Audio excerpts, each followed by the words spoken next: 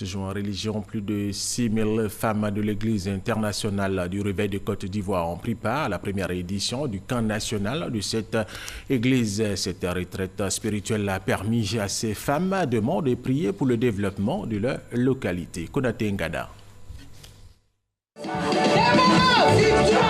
Plus de 6000 fidèles chrétiens au lycée professionnel de Mans, lieu choisi pour cette édition du camp national des femmes de l'Église évangélique du Réveil international. Venus de toutes les régions de la Côte d'Ivoire, ces chrétiens composés en majorité des femmes nommées les Déborah, entendre œuvrer pour que la parole de Dieu gagne tous les cœurs.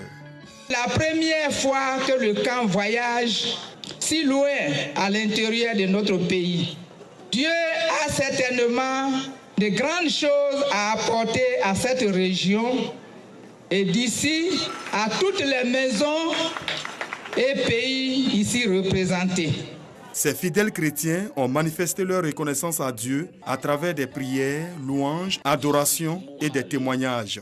Le révérend René Pan, président de ladite communauté, a exhorté les femmes à s'inspirer des Saintes Écritures pour impacter le monde. Je suis convaincu que Dieu va vous bénir richement.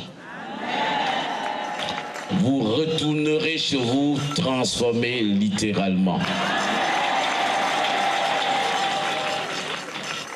Ce lieu va devenir un lieu de révélation de la part du Seigneur pour chacune de vous. Pour joindre l'acte à l'évangile, des actions de portée sociale ont été posées.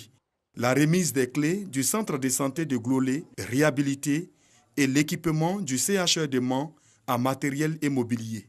Ces dons d'une valeur de 15 millions de francs CFA ont été offerts par l'Église évangélique du Réveil international. Des actions saluées par les autorités administratives, politiques et coutumières de la région. Le révérend Pan a donné la dimension qu'un fils doit le faire le plus souvent dans sa région. Durant une semaine, les Déborah de l'Église du Réveil international ont été enseignées autour du thème « La femme chrétienne en action pour le royaume de Dieu ». Des consultations foraines gratuites ont ponctué les activités.